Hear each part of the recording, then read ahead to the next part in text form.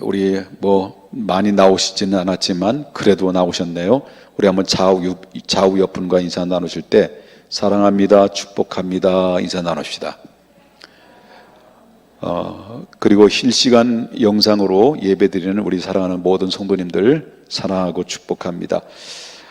지난주에 요엘서의 말씀을 1장에 나오는 말씀을 통해서 함께 은혜를 나눴는데요. 요엘서를 그러면 딱 떠오르는 분이 있죠. 요엘서 그럼 떠오르는 분이 없어요? 서요엘 우리 목사님이 떠오르시죠.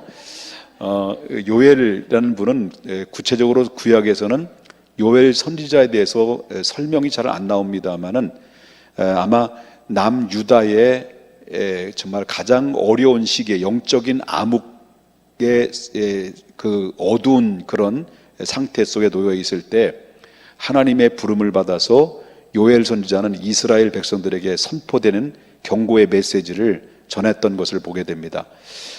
그런데 이제 그 말씀 중에서 어떤 경고의 말씀이냐면, 구약에는 하나님의 메시지를 전하는 이 선지자들이 있지만은 이 요엘 선지자가 특별히 이스라엘 백성에게 커다란 재앙이 임하게 될 것이다라는 이야기를 해줘. 그 커다란 재앙 중에 하나가 바로 뭐냐면 메뚜기 재앙이라는 거죠. 지난번에도 말씀드렸지만 메뚜기, 그때 당시에 메뚜기는 40부터 80가지 종류의 그 메뚜기들이 있는데 상당히 우리가 생각하고 있는 메뚜기의 크기하고는 전혀 다릅니다. 어떤 건 팔뚝만한 메뚜기도 있고요. 그래가지고 그걸 뭐라고 말하면 황충이라고 얘기했죠. 모든 그 메뚜기 떼들이 떼거지로 몰려들면 모든 농작물이며 그 다음에 나무며 뿌리까지 전부 다 정말 말라 비틀어지게 만드는, 황폐하게 만들어서 초토화를 시키는 그런 엄청난 파괴력을 가지고 있다는 거죠. 그러므로 말미암아 요엘 선지자가 경고한 것은 메뚜기 재앙을 통해서 바로 어려운 공경에 처해일 것인데, 그때 어려운 공경에 사람들의 심적인 상태는 기쁨이 상실될 것이다. 바로 기쁨이 상실되는 것은 남자가 여자가 결혼을 해도 기쁨이 없는 거예요. 왜냐하면 그 재앙이 너무 커다랗다 보니까 사람들의 마음이 결혼식을 했는 혼례를 치렀는데도 불구하고 마음에 혼례를 치른 다음에, 그때 남녀가 혼례를 치르면 신혼이잖아요. 굉장히 기뻐해야 되잖아요. 근데 기쁨이 없다는 거예요. 그뿐만 아니라 하나님 앞에 예배로 나오는데도 불구하고 예배를 드려도, 제사를 드려도 제사에 기쁨이 없는 거예요. 그 다음에 모든 것이 상실감 속에 살다 보니까 사람들의 마음은, 식량도 떨어지게 되다 보니까 사람들의 마음은 그 마음이 기쁨이 상실된 거예요. 그래서 그때 당시에 이스라엘 백성들의 경고와의 메시지는 이와 같은 그런 메뚜기 재앙을 통해서 바로 혼례를 치려도 기쁨이 없고, 그 다음에 제사를 드려도 기쁨이 없고, 그리고 일용할 양식도 없고, 그 다음에 사람의 마음의 즐거움이 사라지고 마음이 굳어진 상태 속에서 엄청난 그런 환란이 임하게 될 것이다 라고 하는 경고의 메시지를 1장에서 언급을 했습니다. 그럴 때 그 해결할 수 있는 방법이 뭐냐라고 요엘 선지자를 통해서 들려주는 말씀이 바로 뭐냐면, 너희는 내게로 와서, 다시 말하면 너는 내게로 와서 부르짖으라 하는 거예요. 너희는 내게로 와서 부르짖으라. 해결할 수 있는 유일한 책은 바로 뭐냐면 기도 이외에는 없다라고 하는 말씀을 요엘 선지자는 이야기를 합니다. 그럼 2장으로 넘어가서 그 다음에 뭡니까? 기도하면 어떤 소리가 들려지냐면 하나님의 소리가 들려진다는 거예요. 그래서 하나님의 소리가 들려있는데 그 소리가 어떤 말씀이냐면 경고의 나팔 소리를 들어라. 경고의 나팔 소리를 듣고 그 다음에 너희들이 마음을 찢어서 하나님 앞에 회개하고 부르짖으라는 말씀을 2장에서 이제 시작이 됩니다. 그러면 하나님께서 다시 정리를 드린다면 1장은 경고의 내용입니다. 그 다음에 경고에서 너희들이 살 수 있는 유일한 길은 기도 외에는 없다. 내게로 와서 부르짖으라. 그리고 2장에서부터는 하나님의 여호와의 나팔 소리, 소위 말한다면 경고의 나팔 소리를 귀를 기울여라. 그리고 마음을 찢고 여호와께 부르짖으라. 그리할 때 어떤 일이 바라냐면, 하나님께서는 2장에는 그렇게 하나님 앞에 돌아오고 마음을 찢고 여호와께 부르짖을 때 하나님께서는 자기 백성을 그때서야 비로소 불쌍히 여겨주신다. 불쌍히 여겨주신다. 그래서 불쌍히 여겨주시면서 누구든지 이제는 주의 이름을 부르는 자는 다 구원을 얻게 된다라는 말씀을 요엘 선지자를 통해서 전해주고 있다라고 하는 것이죠. 그럼 누구든지 주의 이름을 부르는 자는 구원을 얻는데 그 구원의 은혜를 받는 것은 세 가지 반응으로 온다라는 말씀을 하고 있다라는 거죠. 오늘 본문에 나오는 말씀은 바로 28절에 보니까 누구의 영을 부어준다냐면 내 영을 부어준다고 그랬습니다. 내 영. 그 내용이 뭐예요? 성령이죠. 성령을 부어주겠다는 거예요. 그 두 번째는 바로 뭐냐면 자녀들에게는 뭐래요? 장래일을. 늙은이들은요 꿈을 꾸게 될 것이다. 이걸 통틀어서 보면 남종과 여종이 다 하나님의 영이 임하게 될 것이다라는 이 말씀인데, 이 말씀을 통틀어서 이야기를 정리를 한다고 한다면 이겁니다. 오늘날 환난이 오고 고난이 오고 고통이 오고, 그리고 오늘날 그대로 적용한다면 이 시대는 말세의 지말에서 사람들의 심리적 상태는 상당히 피폐하고 그리고 타락하고 그리고 하나님을 떠나는 시대, 이게 오늘날 이 시대라는 거예요. 그리고 도덕적으로 성적으로 타락한 시대, 그리고 남자가 남자, 여자 여자로 동성애가 판을 치게 되고 그리고 도덕과 윤리가 파괴되고 이런 시대 속에 살고 있다 보니까 사람들이 그걸 죄인데도 죄인 줄 인지를 못하는 거예요. 인식을 못하는 거예요. 그러니까 사람들의 마음에서 이건 죄인데, 분명히 성경에서 말씀하는 이 죄라는 것을 얘기하고 도덕적으로도 죄인데 사람들 그게 도덕적으로 죄인지 아닌지를 구분을 못하는 시대. 그러니까 이 죄인데도 불구하고 이 죄를 합리화시켜서 정당화시키는 이 시대 속에 살아가다 보니까 오늘날 그때 당시 메뚜기 때는 한번 싹 쓸어버리면 먹는 것도 다 갈아 먹어 채워버리지만 메뚜기가 죽으면 시체가 되잖아요. 썩잖아요. 그럼 전염병이 유발돼요. 전염병이 유발되면 그 백성들의 전염병이 번지게 되다면 그 전염병으로 사람들이 죽어져요. 그때 당시를 그대로 이긴다면 오늘날도 똑같은 현상이라는 거예요. 바로 이런 전염병이 왜 왔는지, 그 이유가 뭔지, 그거는 사람들은, 우리가 영적인 사람들은 어느 정도의 이 이야기가 왜 그런지, 왜 전염병이 오늘날 와서 모든 인류를 완전히 초토화시켜버리는 이유가 뭔지를 영적으로 눈을 뜨게 되면, 하나님의 말씀을 읽어보면, 구약의 성경에 나오는 말씀을 자세히 한번 읽어보면 바로 구약에서도 얼마든지 그런 영적인 전염병이나 그리고 전염병에 의해서 사람들이 죽어져 나갔을 때 이런 타락과 경고와 심판에 의해서 내려진 사건들을 성경에서는, 구약에서 얼마든지 찾아볼 수 있다는 거예요. 그렇기 때문에 오늘날 이 시대는 어떤 시대냐, 그때 요엘 시대와 전혀 다를 바가 없는 시대 속에 우리가 살고 있다라고 하는 것입니다. 그렇기 때문에 저와 여러분이 기도해야 될 것이 바로 오늘날은 가장 오늘 대한민국을 통틀어서 말한다면 대한민국 가장 문제가 어디냐, 가장 문제가 어디에 있느냐 할 때 문제는 바로 뭐냐면 기독교에 있다는 거예요. 그리고 기독교 중에서 가장 문제가 어디 있느냐, 나는 신학교에 있다는 거예요. 신학교 중에서 가장 문제가 어디 있느냐, 신학을 가리키는 교수들의 문제에 있다는 거예요. 교수들이 정확한 신학의 말씀을 가리키고 성경의 말씀을 가리키고, 그리고 후학들에게, 목회를 하고자 하는 사람들에게 어떻게 목회를 해야 되는 것이며, 목회자의 인격이 어떤 인격을 갖춰야 되느며, 어떤 영성을 유지하게 되며, 어떻게 정말 윤리적인 목회의 철학을 가지고 하나님의 그 내게 맡긴 양무리들을 어떻게 인도를 해야 될 것인가를 가르쳐야 되는데, 바로 신학에도 논리가 양분돼 가지고 결국 자유주의냐 진보주의냐 보수주의냐 갈려져 있는 것입니다. 이거는 바로 오늘날 정치판하고 똑같아요. 신학도 마찬가지로 그렇게 양분되어서 지금 양분의 논리에 의해서 바로 신학계가 어디에 있느냐에 따라서, 교수가 어디에서 신학을 했느냐에 따라서 학생들은 그대로 종이짝에 하얀 백지에 바로 진보로 그려질 수도 있고 보수로도 그려질 수 있는 거예요.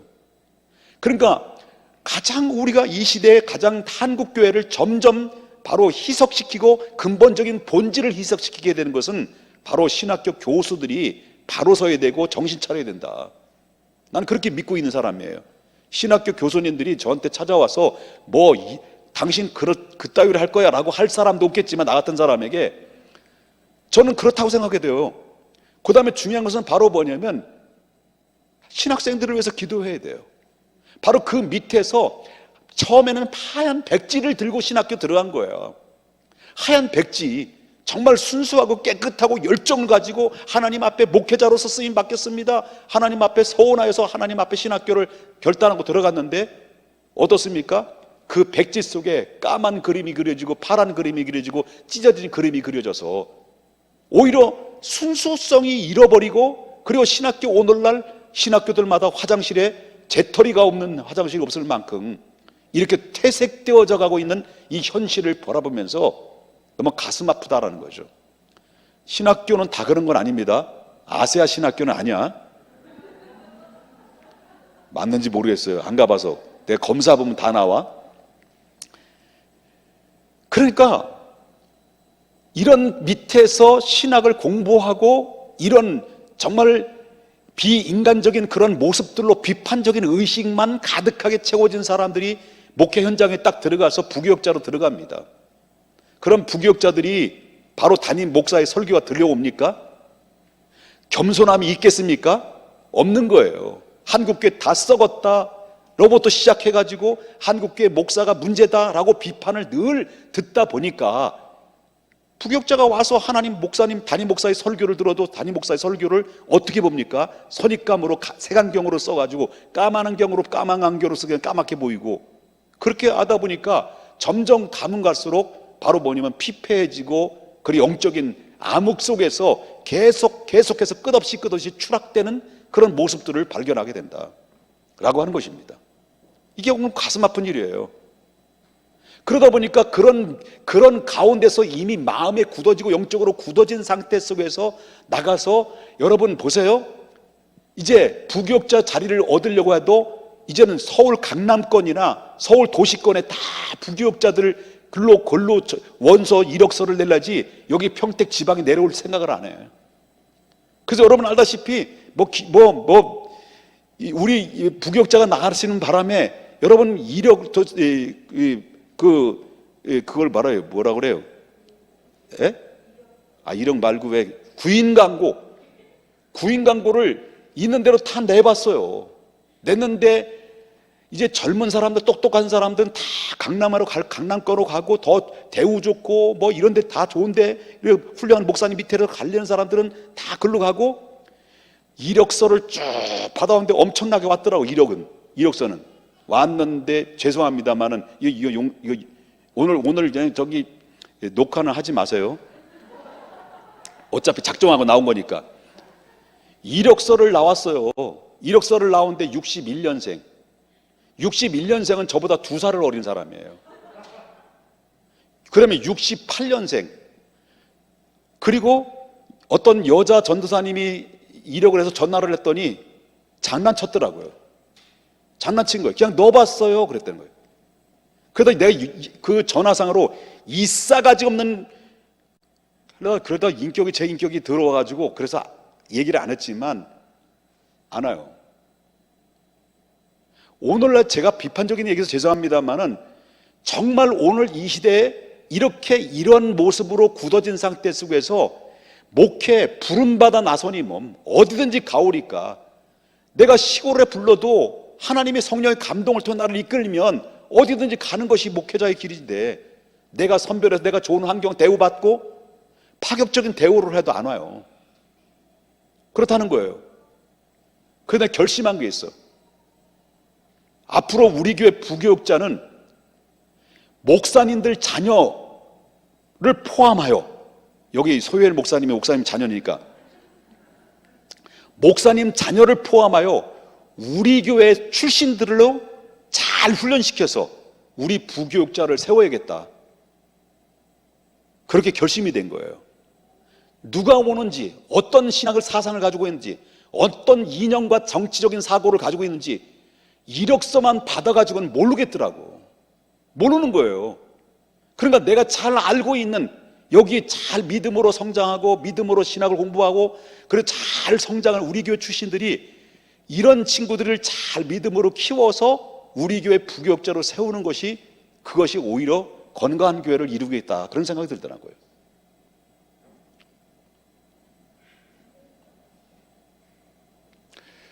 여러분, 제가 왜 그러냐면 한국교회 지도자들이 깨어나지 않고는, 한국교회 지도자들이 바로 서지 않고는 교회가 어떻게 바로 설 수 있습니까? 그러다 보니까 교회가 오히려 사회 민폐가 되고 사회 덕을 잃어버리고 빛을 잃어버리고 소금의 맛을 잃어버리다 보니까 오늘날 한국교회는 힘을 발휘하지 못하고 오히려 복음의 전도의 문을 닫게 만드는 요인이 됐으므로, 그러므로 이런 경고의 메시지를 계속 들려줬는데도 불구하고 이런 모든 어려운 상황들은 마귀다, 사탄이 한 짓이다라기보다는 우리가 먼저 믿음의 그리스도인들이 깨어있지 않고 정신 차리지 못한 거기에 나온 결과물이지 않겠는가, 그런 생각이 드는 거예요. 그러니까 이 시간 오늘 요엘서를 말씀을 보면서 요엘 선지자가 누구에게 얘기하는 거예요? 블레셋 민족에게 얘기한 겁니까? 아말렉 민족에게 얘기한 겁니까? 이스라엘 민족에게 경고의 메시지라는 거예요. 예? 요엘 선지자는 누구에게 얘기하는 거예요? 경고의 메시지를. 자기 백성 이스라엘 민족, 하나님의 택함 받은 백성들에게 경고의 메시지를 전해주고 있는 거예요. 그럼 오늘날 이 시대도 들어야 될 말씀은 세상 사람들이 들어야 될 말씀이 아니라, 이 말씀은 우리가 들어야 될 메시지를, 우리 민감한 반응으로 귀를 기울여야 되는 것은, 이 경고의 메시지는 먼저 바로 한국의 교회와 신학교 교수들과 그리고 신학생들과 담임 목사님들과 우리 한국교회 믿음의 교회 모든 장로님들과 지도자들이 먼저 이 소리를 들어야 되는 거예요. 그래서 오늘 들려주셨던 말씀처럼 너는 내게 부르짖으라, 경고의 말씀, 경고의 나팔을 귀를 기울여라, 그리고 또 너는 내게 와서 바로 뭐냐 그러면 여호와를 찾아라. 그리할 때 하나님께서 이 문제를 어디부터 풀어주냐? 바로 한국교회부터 풀어주시면 그 나머지는 자동적으로 모든 것들이 풀려질 수 있는 원리가, 영적인 원리가 여기 담겨져 있다고 나는 믿고 있는 거예요. 그럴 때 이 시간 우리가 소수의 사람들이 모였지만 오늘 이 시간에는 하나님 앞에 기도할 때는, 한국교회를서 기도할 때 대한민국의 모든 신학교 교수님들이 정말 불타는 사명 가지고, 그리고 어떤 목회자를, 진실된 목회자들, 정말 목회자단 목회자를 잘 양성해서 계속해서 하나님의 진리의 말씀을 외칠 수 있는 하나님의 사자들을 가령 양성할 수 있는 그런 신학교와 교수가 되게 해달라고 여러분 기도를 해줘야 돼요. 저는 그렇게 감동이 받아서 지금 말씀드리는 거예요. 그리고 또한 한국교회 목사님들이 다시 하나님의 경고의 나팔 소리를 귀를 기울이고 여호와께 돌아와서 하나님께 부르짖고 다시 하나님 앞에 사명을 다짐하고 하나님께 섰을 때, 하나님께서는 오늘 본문에 나오는 말씀, 2장에 나오는 말씀입니까?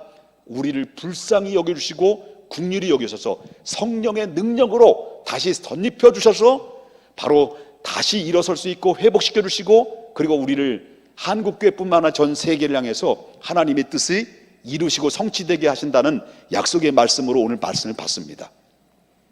믿으시면 아멘 하십시다.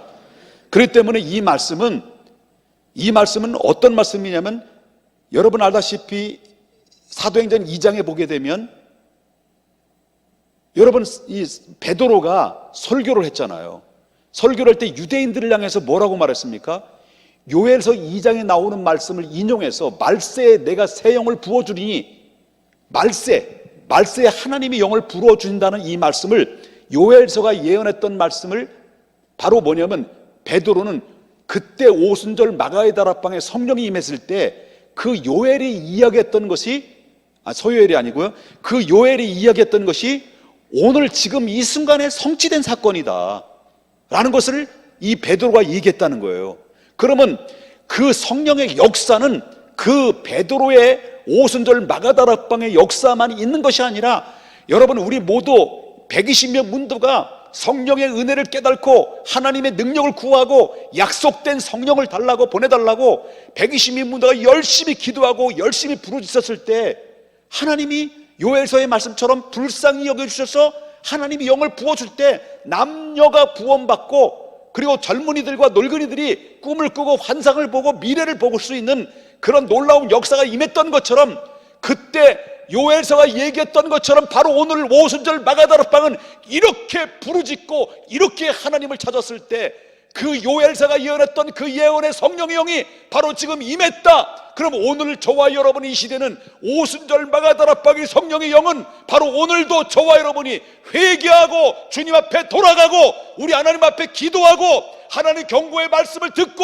마음을 찢고 부르짖고 기도할 때 오순절 마가다락방의 성령의 역사는 다시 재역사가 일어남으로 말미암아 오늘 이 시간에도 오늘 여러분의 가슴 속에 성령이 뜨겁게 우리를 달가주셔서 여러분 다시 우리를 제2의 제3의 오순절의 역사를 통해서 여러분 이 시대를 변화시킬 수 있을 만한 능력의 역사가 바로 오순절 마가다락뿐만 아니라 오늘 이 시대에도 차고 넘치는 역사의 희망이 보인다는 사실을 여러분 믿으셔야 될 줄 믿습니다.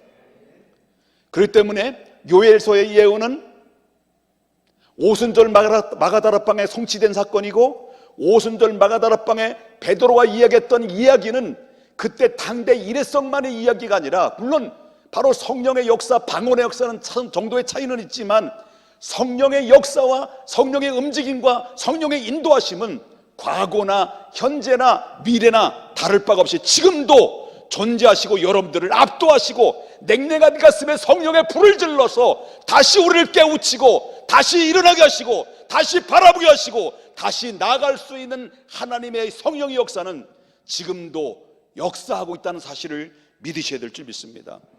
이 놀라운 역사가 오늘 이 밤에도 함께 하심으로 말미암아 우리의 모든 죄악이 하나님 앞에 용서를 구하고 간구할 때 죄악은 물러가고 새로운 희망과 새로운 변화와 새로운 회복과 새로운 능력이 바로 우리로부터 120명 문도가 전 세계를 초토화시켰던 것처럼 여기에 나온 우리 소수의 사람뿐만 아니라 실시간 예배를 드리는 모든 성도님들이 다시 한번 우리가 요엘서가 얘기했던 성령의 능력을 공급받아서 이 시대를 다시 회복시킬 수 있는 믿음의 주인공이 바로 우리 자신이 될 수 있기를 주님의 이름으로 축원합니다. 이 놀라운 역사가 우리 사랑하는 모든 성도님과 실시간 예배를 드리는 우리 모든 성도님들에게, 그리고 대한민국의 모든 성도님들에게 임하기를 주님의 이름으로 축복합니다.